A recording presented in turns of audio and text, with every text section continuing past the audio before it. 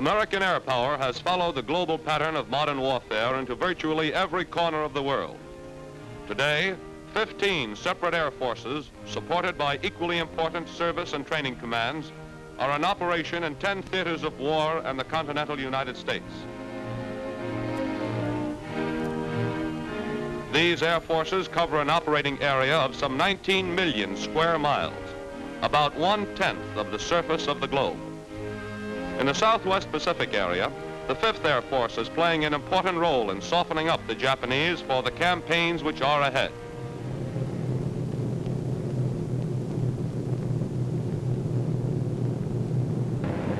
The personnel strength of this Air Force is about 110,000. It has over 2,000 airplanes.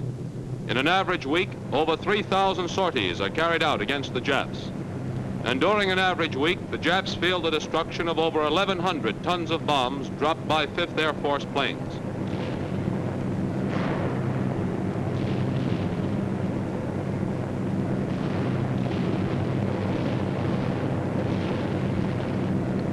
This Jap fighter fell victim to the guns of a P-38.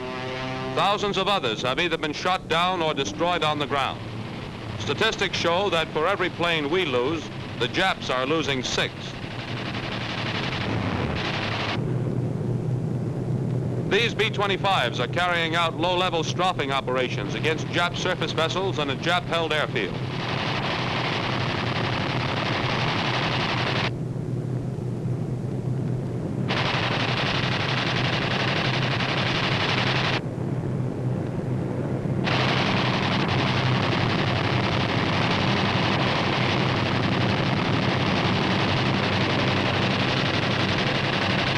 Parafrag and delayed action bombs are dropped on the airfield and the dispersal areas.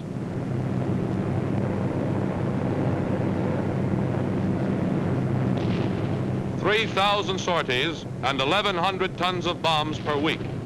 These rates measure the current intensity of 5th Air Force operations.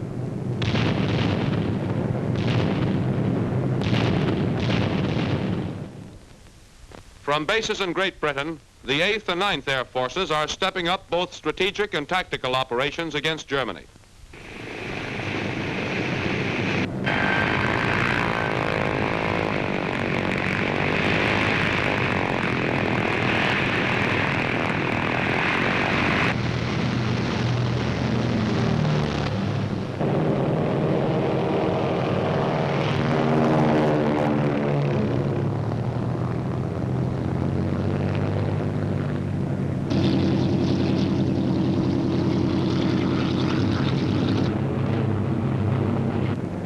These air forces have a personnel strength of over 350,000.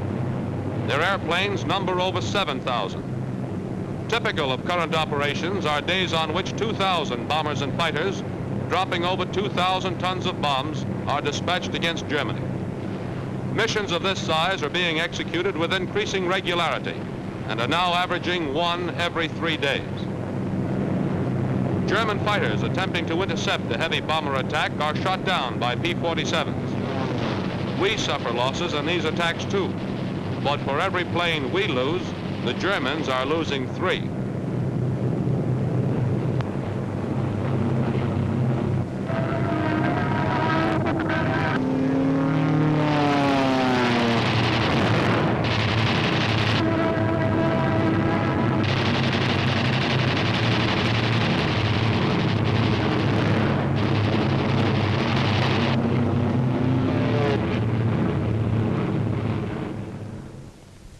Today, from these fronts all over the world, a series of flight paths lead back to the nerve center of all AAF operations, the continental United States. Here is the home base in December 1943. Each point on this map represents some kind of AAF activity: a training field, a technical school, a supply depot, a modification center, all of the elements which must be combined into an air force building and fighting on a worldwide pattern. But operations on such a scale as this have not been an overnight development.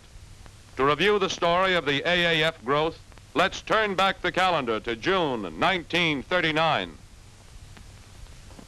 3.5 years ago, the Army Air Corps, as it was then called, was operating on a much smaller scale. We had a total of 36 fields and bases in this country and 4 in other parts of the world. Our Air Corps personnel was approaching 25,000, of which about 2,600 were officers. We had some 2,400 planes, about half of which were combat types. Less than 1% of these combat ships were heavy bombers. As for our training program, there were 367 pilots in training at Kelly and Randolph fields. There were 3 technical schools with 129 men under instruction. Our expansion plan called for 25 combat groups. In June 1939, we had 10 of the 25, and our plan called for 5 heavy bomb groups and 9 fighter groups. Our first concern was hemisphere defense, and fighters were of prime importance. Appropriations amounting to $243 million were approved to carry on operations during the remainder of the fiscal year ending June 30th, 1940. This was the brief beginning of our Air Force expansion program. About this time, the RAF had just been voted appropriations of $1.3 billion. Air forces of other world powers provided some rather impressive figures. The Germans had 8,000 first-line planes. Japan had 4,000. Great Britain, 3,900. Italy, 3,000. France, 2,000. The United States strength at this time was 1,200 combat-type planes. Meanwhile, in every capital of Europe, there was the swift unfolding of as big a crisis threat of war could make.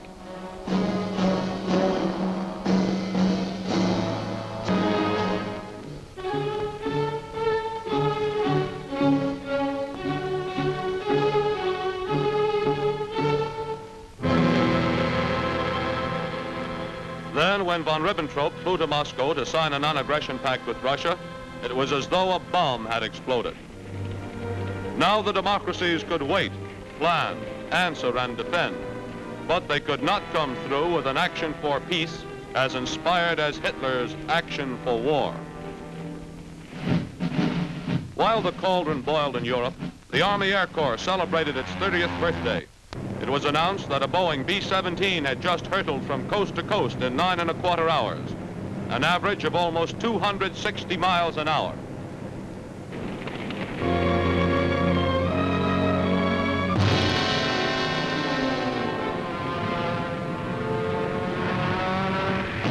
Friday, September 1st, 1939, a German plane dropped its bombs on Puck, a tiny Polish fishing village. Words were ended. Only acts remained. War had begun. First Great Britain, then France declared war on a German army which had been preparing for it for almost 10 years.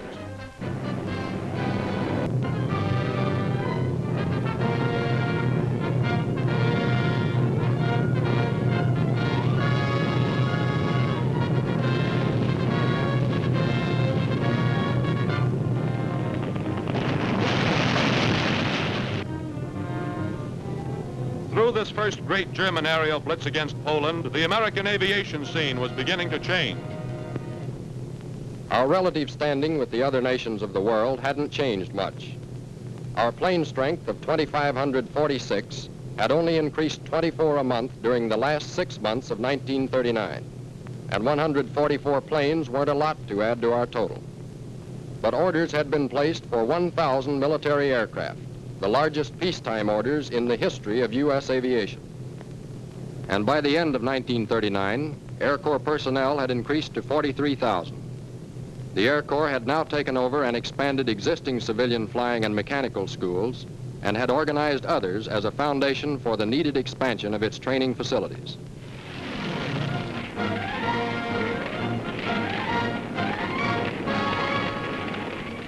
In April 1940, with rains and fog providing a protective curtain, the Germans landed troops in Denmark. Then Norway.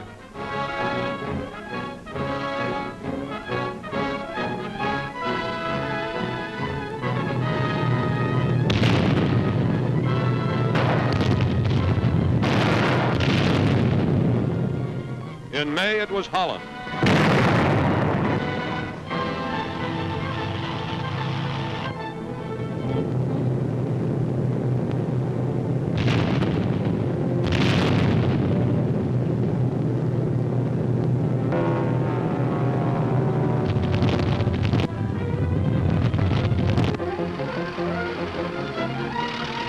Then Belgium.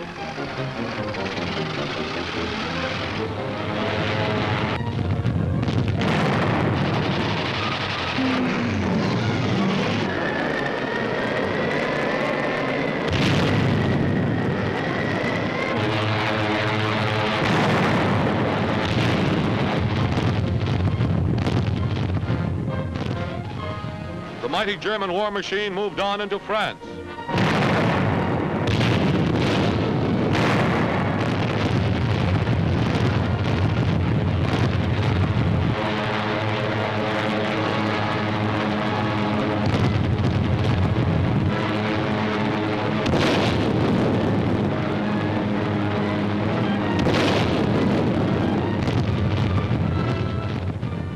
The campaign of the lowlands was climaxed by the dramatic Allied evacuation at Dunkirk.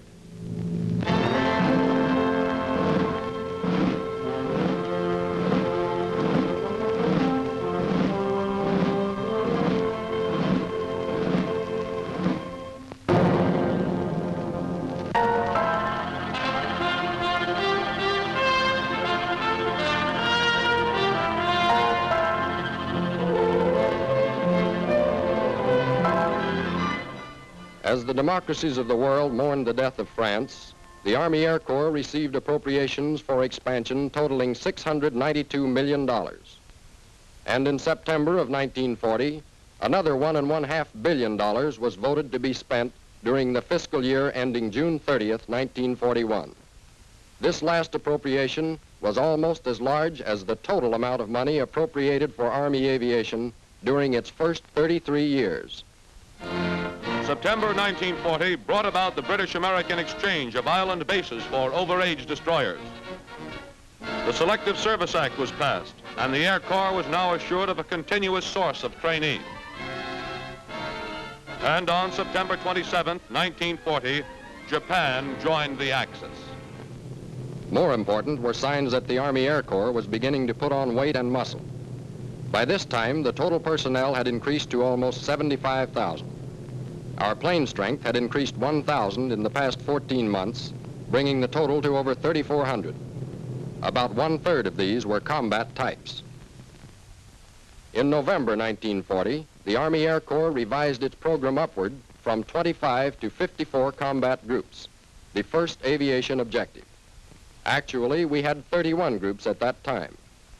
The new program called for 14 heavy bomb groups and 24 fighter groups, as the Air Corps began to expand sufficiently to consider limited offensive as well as defensive operations. At year-end 1940, the Germans totaled up their activities and found they had dropped almost 43,000 tons of bombs on England since August of that year. About 10 tons for every ton the RAF was dropping on them.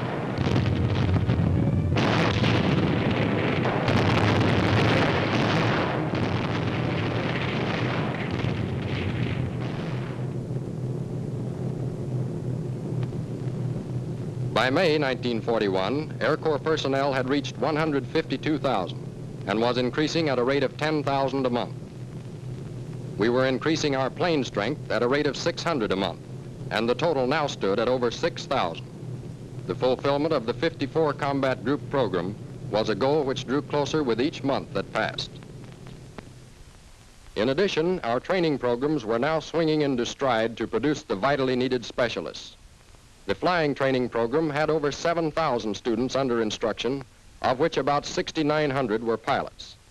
Two, we were beginning to specialize in the training of navigators and bombardiers, with 228 of them under instruction. There were almost 22,000 students in the various stages of the technical training program. On June 22nd, 1941, the German armies moved against their former pact partner, Russia.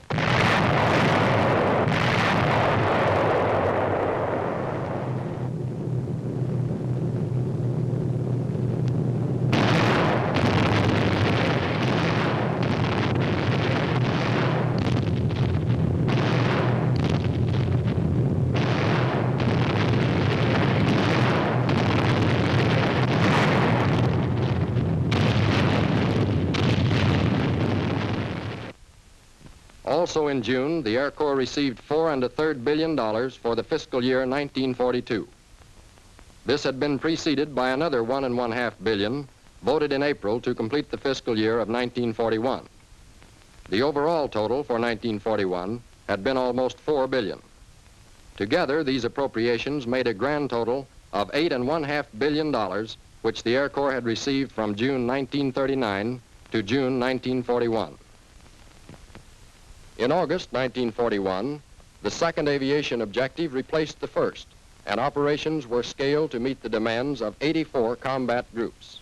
We actually had 59 groups, and our new objective would, for the first time, give heavy bombers and fighters equal planning emphasis. We were to have 24 groups of each. The end of November 1941 saw the personnel strength of the Air Corps hit 297,000. 25,000 of this total were stationed at bases outside the continental U.S. Under instruction in the flying training program were over 13,500 students, including over 12,000 pilots and some 800 bombardiers, navigators, and flexible gunners. Almost 30,000 students were under instruction in the network of technical training schools across the country. We now had 96 bases and stations, and 41 more had been authorized or were under construction. Our plane strength was almost 11,000, but only 3,000 of this total were combat types, and less than 1,200 of these were suitable for immediate action measured by standards at that time. About 525 of these first-line combat planes were located in the Pacific area. That's the record to December 7th.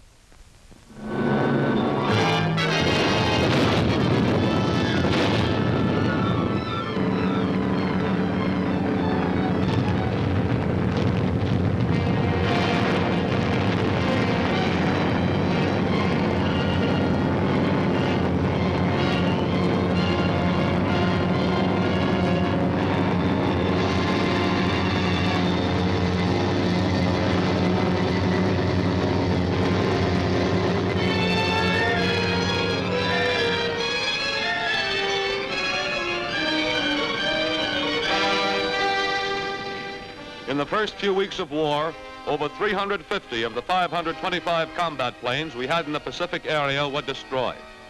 Over 1/4 of our total combat strength was lost. We suddenly found ourselves engaged in a mortal struggle with an enemy who could be counted on for nothing except bitter and fanatic opposition.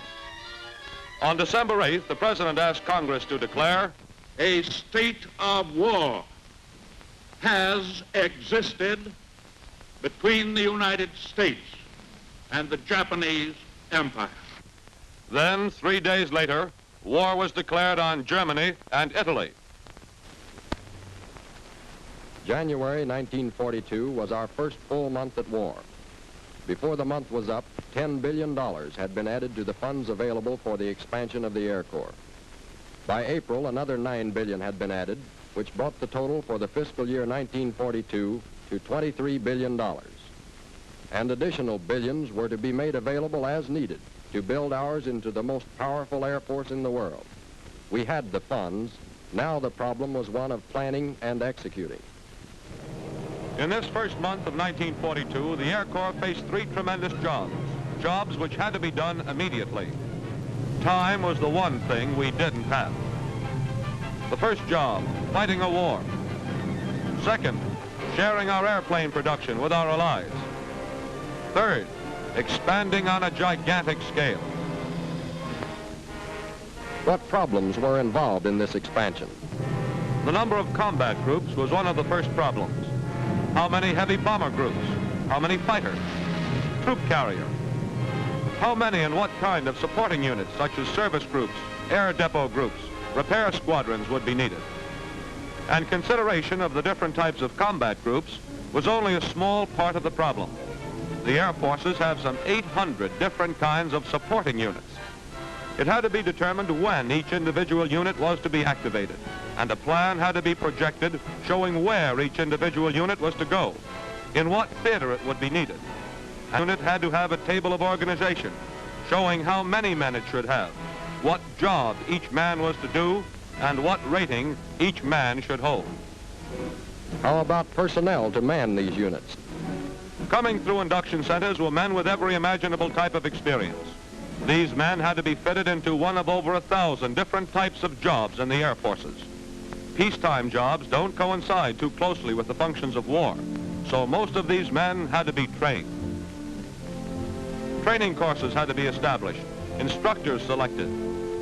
How long does it take to train a man in a particular job? We were in a hurry, but thoroughness was all important. Training facilities were not available, so they had to be built. Buildings, training fields, barracks. Obviously, sites had to be selected first, contracts let, construction time allowed, and speed was essential. The length of training courses was a vital factor. Men had to be started in training soon enough so they would be fully trained when they were needed. It takes almost 2 years from the time a potential pilot is inducted until he's ready to participate in a combat mission. It's 89 weeks for a navigator, 89 weeks for a bombardier, 39 weeks for a gunner. The time to train factor alone makes planning 2 years or more in advance necessary. And training these men as combat teams was another problem. How many men should be trained for each type of job? Some types require over 100,000 men, others less than 100. The number of men who could be expected to wash out in certain courses had to be considered, and the enrollment increased accordingly. Attrition had to be considered, as did the returning to this country of men who had served their tour of duty in a war theater. The length of this tour of duty had to be decided. Men's lives hung on these decisions. These are only a few of the personnel problems. All the men, yes, and the WACs too, who are playing a very important role in the Air Forces, had to be housed, fed, clothed, and trained.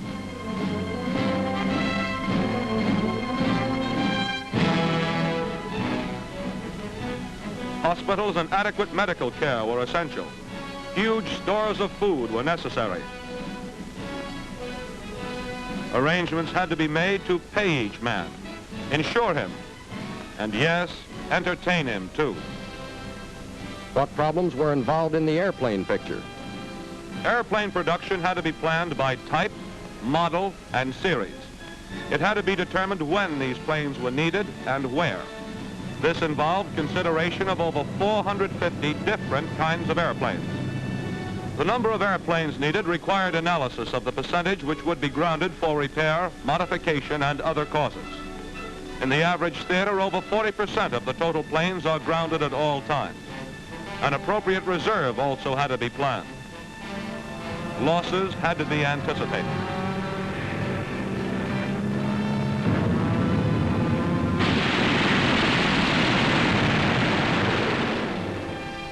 Replacements must be made, and the time required to produce an airplane makes anticipation of our losses essential.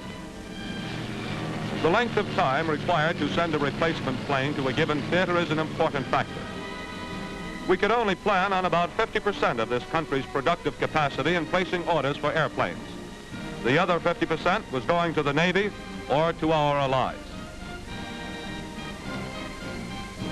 What about the problem of spare parts? An adequate stock of spare parts speeds repair work and keeps planes flying. Overstocks mean critical materials wasted, stockroom space wasted, and man-hours lost. Decisions had to be made as to what kinds of spare parts, for what type, model, and series of airplanes should be stocked in each individual stockroom. Yes, and when. What about equipment and supplies? Each individual unit of the Air Forces had to have a table of equipment, setting forth in detail just what items it would need. And the individual items of equipment which had to be covered numbered over 500,000 and varied from a nutter bolt to a multi-ton truck. The quantities of each of these items had to be determined and orders placed. How about bombs? Some 18 different types, varying from a 2,000-pound general-purpose bomb to a 4-pound incendiary. The types needed for different targets was a big factor. The number of each type had to be decided and orders placed soon enough to ensure that our bombers would have enough of the right kind of bombs to drop on a given target at the right time.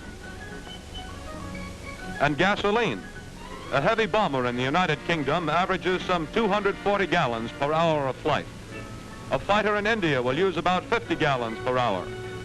In 3 months of 1943, over 100 million gallons of gasoline were consumed by overseas units. This is high-octane aviation fuel. Again, decision had to be made as to how much would be needed, when and in what theater. Facilities to produce this gasoline had to be built. Transportation was another problem. Not only the gasoline, but the men, the planes, the equipment, the supplies, the spare parts, the bombs, all had to be moved within this country and, more important, overseas. These are just a few of the problems involved in the expansion of our air forces, but they all had to be solved. February 1942 brought the latest revision of the combat group program. This time it was upward from 84 to 115. We actually had 71 groups, and now for the first time, heavy bomb groups were to outnumber fighter groups. It was to be 34 to 30. In March, the complete streamlining of the United States Army created the Army Air Forces with General Arnold in command.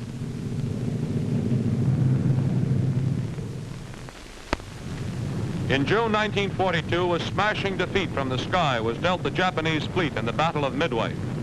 Army Air Force planes joined United States naval forces in the decisive repulse of an enemy task force bent upon seizing Midway and Hawaii as a prelude to the invasion of our west coast.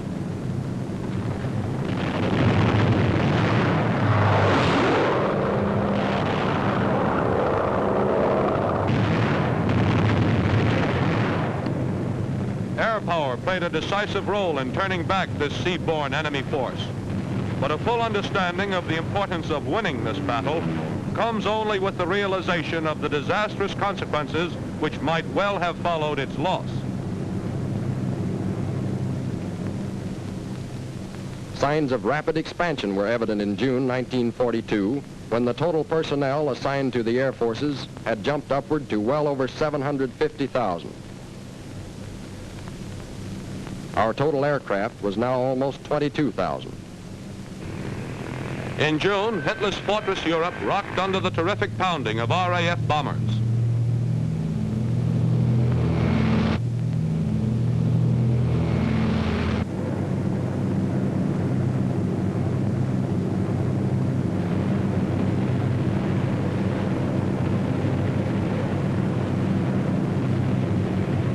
Cologne and Essen were among the first on the list of vital German industrial targets scheduled for destruction. The first all-American raid was in the air on August 17th.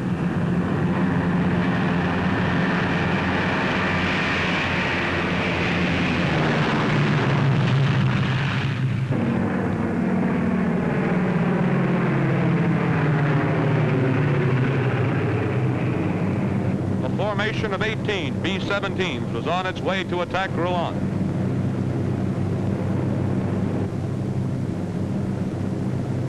British Spitfires provided fighter cover for our planes.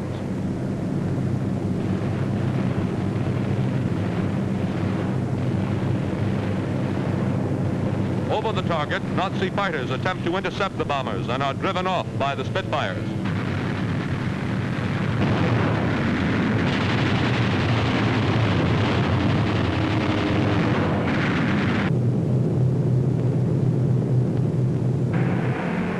Their mission completed, the bombers return to their base. At home, the combat group plan was revised for the second time in 3 months. To follow up the 224 figure established in July, a new objective of 273 groups was set. That September, we actually had 109 groups. Of outstanding interest was the fact that this newest plan called for 104 heavy bomb groups and 90 fighter groups. Clearly, future planning was concerned a great deal with the offensive punch which the heavy bombers could deliver. The African campaign furnished full proof of the terrific wallop packed by the heavy bomber. American B-24s, which the British fondly called pink pigs because of their desert camouflage, and B-25s were joining the RAF in hammering at Axis supply depots, trucks, mobile guns, and tanks.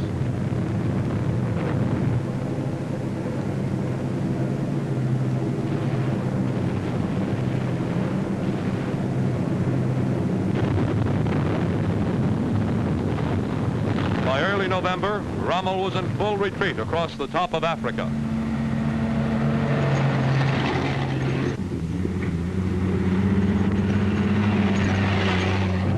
While the air forces were operating in coordination with the ground forces in this full-scale campaign, in other parts of the world, other men and other planes were carrying out missions to clear the skies, to soften up the enemy for future attacks.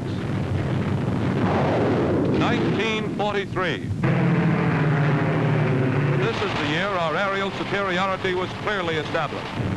This is the year that combat operations swung into full stride. Yes, Italy, Germany, and Japan can attest to that. First quarter. American Air Force's planes flew more sorties in this quarter in just 3 months than they did in all of our previous war activity. They dropped more bombs from January through March than they did from Pearl Harbor to the end of 1942. Our personnel was now in excess of 2 million, and it had been increasing at a rate of 150,000 a month during this first quarter. In the matter of aircraft strength, our total figure as of March 31st, 1943, was almost 43,000, and we were adding to this at a rate of about 2,700 planes a month net. Our combat losses of 381 planes, compared to the Axis losses of 1,206, showed a ratio in our favor of a little better than 3 to 1, not to mention 459 enemy planes probably lost. The training picture at the close of this first quarter showed new peaks of activity. There were over 98,000 men under instruction in the flying training program, including over 72,000 pilots and almost 8,000 each of bombardiers, navigators, and gunners. Technical training now had 185,000 students under instruction.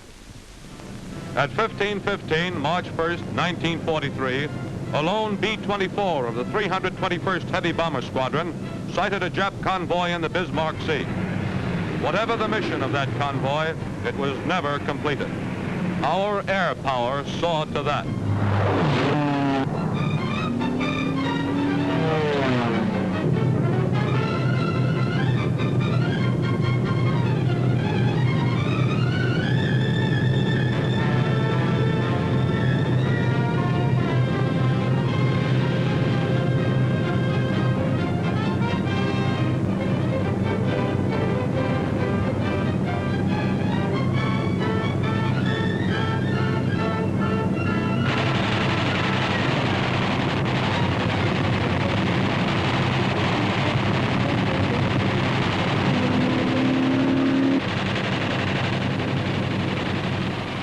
As important as this smashing defeat handed the Japs was the fact that the skip bombing technique, used for the first time on such a scale, proved to be an effective method of destroying enemy ships. In May, the island of Pantelleria became the target for our bombers. The first mission over this target was flown on May 8th at noon. 33 medium bombers dropped 43 tons of explosives.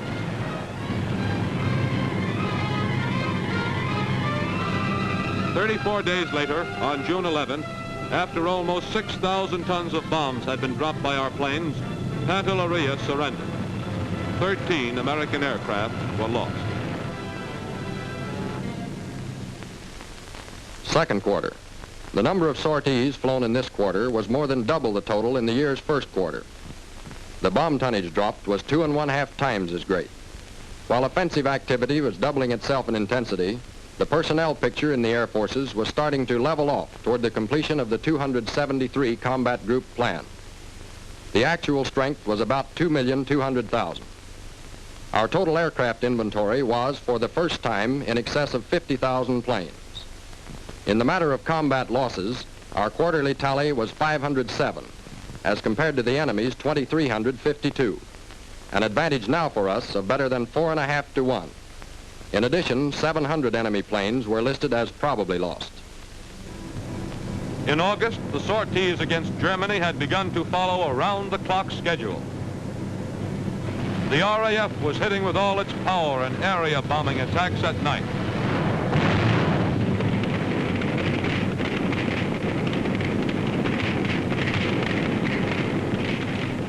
The AAF was concentrating on daylight precision raids.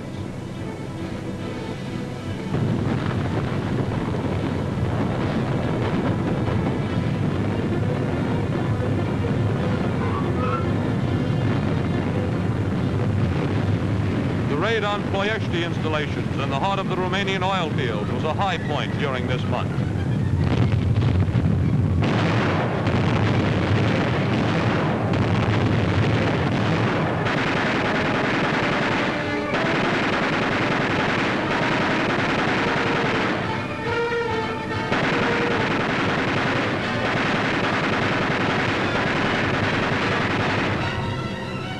Our losses were high, but the destruction spread by these B-24s was a serious blow to Germany's vital fuel supply. Italy surrendered in September, and our task in Europe was one step nearer completion. Third quarter.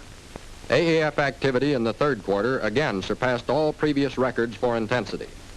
The number of sorties was about 80% more than the second quarter. The tonnage of bombs dropped was more than twice that of the previous quarter. Personnel strength had now risen to over 2,300,000, and we had almost 57,000 planes on hand. In this quarter, our combat losses totaled 850, against 3,871 enemy certains and 873 probables, an advantage in certain losses of over 4.5 to 1. It was 6 to 1 against the Japs. As the final 3 months of 1943 began to roll off the calendar, air marks were hung up every day. The first week in October, the 8th Air Force had over 1,000 each of heavy bombers and fighters. There were now more than 1,000 B-24s outside the continental United States. The P-47 was now our most numerous fighter plane.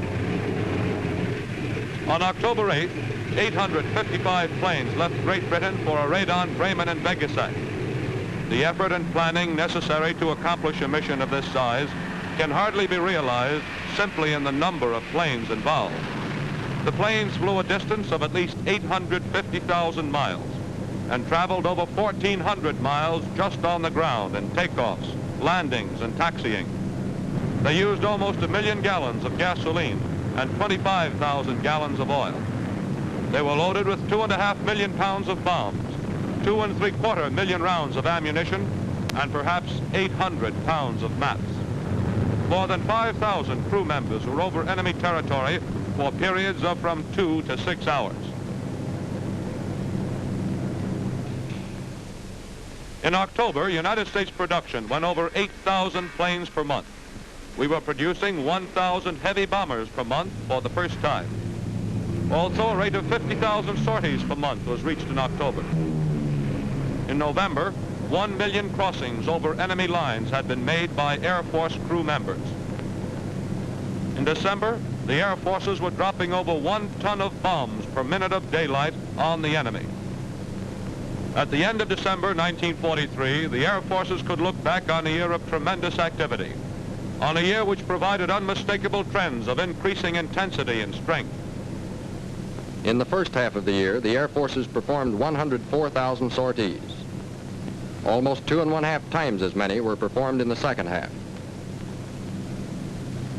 We dropped 46,000 tons of bombs during the first half of the year. For the second half, it was almost 3 times as many. Our combat losses during the first half total less than 900. The Axis lost over 3,500. We lost 1,700 planes during the second half, more than the first, yes, but the Axis lost almost 7,800. Their losses increased over 5 times as much as ours. At year end, our personnel strength stood at about 2,400,000. Our airplane strength had risen to over 65,000. Yes, the trends are unmistakable. In the months ahead, offensive actions are destined to become so sweeping and so intensive in all theaters that statistics will double and redouble. In 1944, planned operations call for 1.5 million sorties against the enemy. That's 3.5 times the number flown in 1943. Our planes will drop 700,000 tons of bombs on enemy targets in 1944. That's 3.5 times the destruction they dropped in 1943. And in 1944, about 6 million crossings over enemy lines will be made by Air Forces crew members.